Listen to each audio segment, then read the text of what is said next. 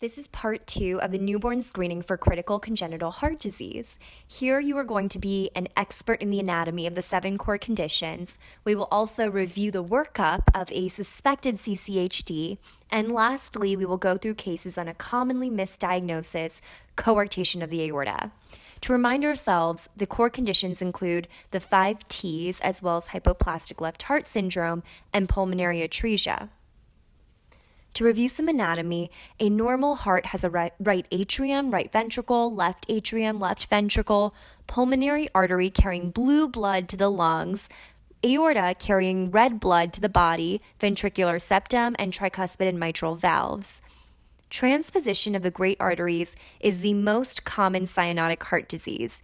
Here, the great vessels are flipped so that the pulmonary artery comes off the left ventricle and the aorta comes off the right ventricle. So you can see how bright blue blood is going to the body and will result in cyanosis. In tetralogy of Fallot, part of the ventricular septum is displaced, resulting in the 2 most important features of this disease, pulmonary stenosis and a VSD. The right ventricle now has to pump extra hard against the resistance, and to compensate, it hypertrophies. And the aorta overrides, meaning it shifts to the right and now gets input from both the right ventricle and left ventricle. That's blue blood and red blood to the body, and we can see why this baby may have cyanosis. In truncus arteriosus, both the pulmonary artery and aorta come from the same trunk and aren't divided properly. This defect is commonly found with a VSD. So red blood gets to the aorta normally, but now blue blood can also travel into the aorta and to the body. Interestingly, though, some newborns are not born cyanotic and have SATs in the 90s because there's so much shunting of extra blood from the left ventricle to the lungs to get oxygenated. In total anomalous pulmonary venous return, the pulmonary veins are supposed to be returning oxygenated red blood from the lungs into the left atrium, but they don't. Instead, they empty into the right side of the heart.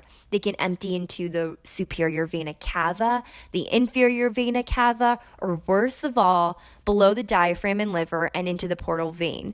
This type is called infradiaphragmatic TAPVR, and you can see that the blood must now move through the hepatic sinusoids to get to the heart. If the diaphragm constricts these vessels right here, it creates an obstruction and requires surgery immediately. In tricuspid atresia, the tricuspid valve does not form, so blood is not getting into the right ventricle, so we can block it out.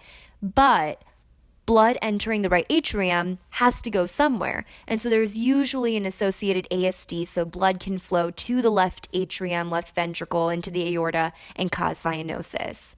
In pulmonary atresia, the pulmonary valve does not form properly, so we can black out the pulmonary artery. Because blood entering the right ventricle has to go somewhere, this defect is usually associated with a VSD, so that blue blood can flow into the left ventricle and enter the systemic circulation.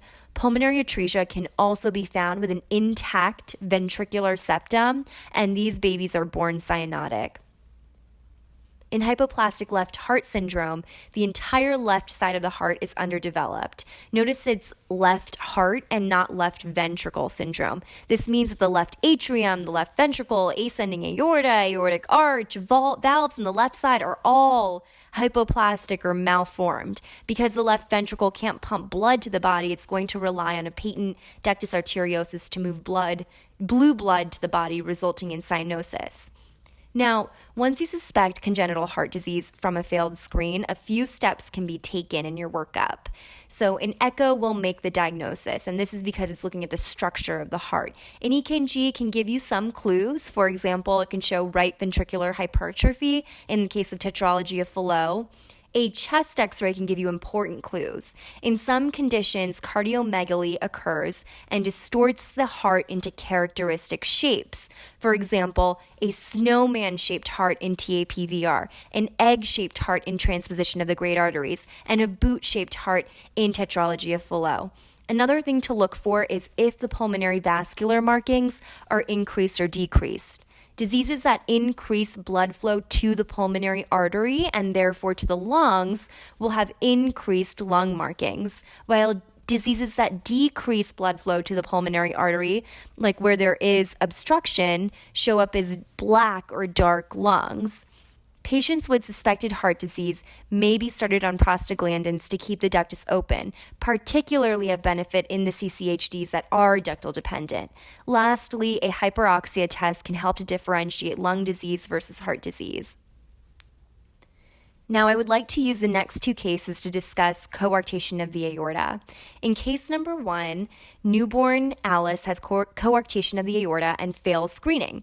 So we have two babies here who have both failed screening because they both have a 4% differential between preductal and postductal saturations, but one has a higher preductal and the other has a higher postductal.